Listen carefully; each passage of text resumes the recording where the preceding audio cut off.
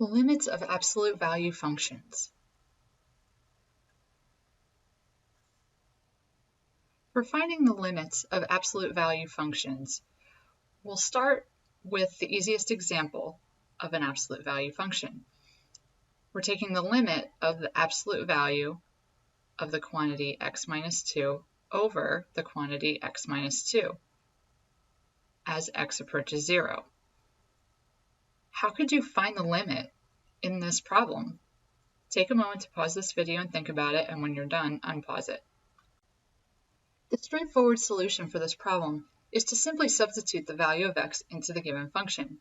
So the limit of the absolute value of x minus 2 over x minus 2 as x approaches 0 is equal to the absolute value of 0 minus 2 over 0 minus 2, which equals the absolute value of negative 2 over negative 2, which equals 2 over negative 2, which equals negative 1.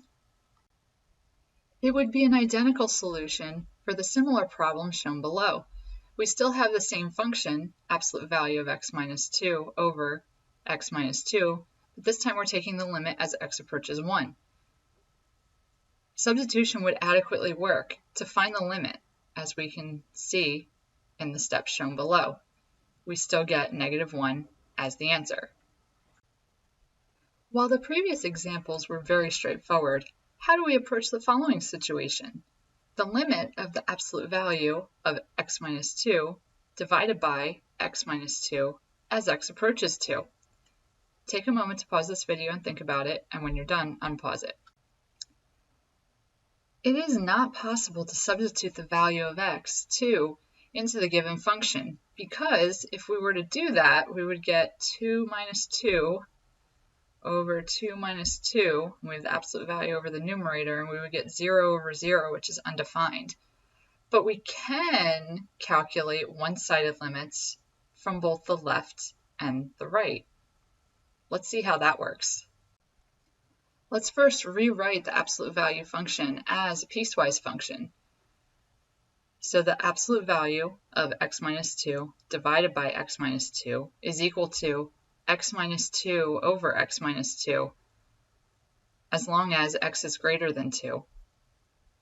And then it would be the negative or the opposite of x minus 2 divided by x minus 2 if x is less than 2, because we would get a negative inside the absolute value and you would switch the sign. Next, find both the left and right hand limits. The left-hand limit is found using the second piece of the function. So we're using negative x minus 2 over x minus 2. Notice the factors x minus 2 cancel each other out. And then that leaves us with finding the limit of negative 1 as x approaches 2. And when finding the limit of any constant that doesn't have a variable in the expression, it's just going to be equal to that value. So this limit is equal to negative 1. The right-hand limit is found using the first piece of the function, because it has the parameter x being greater than 2. So it's just x minus 2 divided by x minus 2. The two factors cancel out and we're left with 1. And the limit of 1 as x approaches 2 from the right is equal to 1. The left and right-hand limits are not equal to one another. We found that the limit of the absolute value of x minus 2 over x minus 2 as x approaches 2 from the left is equal to negative 1, and we found the limit of the same function as x approaches 2 from the right is equal to positive 1. Since these two values are not the same, this limit does not exist. Here's an example. Find the indicated limit. The limit of the absolute value of x plus 5 over x plus 5 as x approaches negative 5. The first step when solving this problem to find the indicated limit, since it occurs at a critical point where you get 0 over 0 if you use direct substitution, is to rewrite this function as its piecewise equivalent, which is the negative of x plus 5 divided by x plus 5 for x values less than negative 5, and it would just be x plus 5 divided by x plus 5 for x values greater than negative 5. Next, determine both the left and the right-handed limit. So first, let's do the left-handed limit.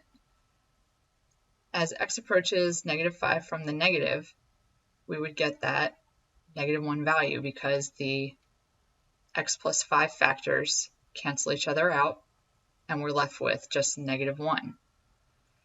And then if we look at the limit of the second piece of this function, x plus 5 divided by x plus 5, as x approaches -5 from the right, we see the two factors cancel each other out, and we get the limit as x approaches -5 from the right, or from the positive side, of 1, which is equal to 1.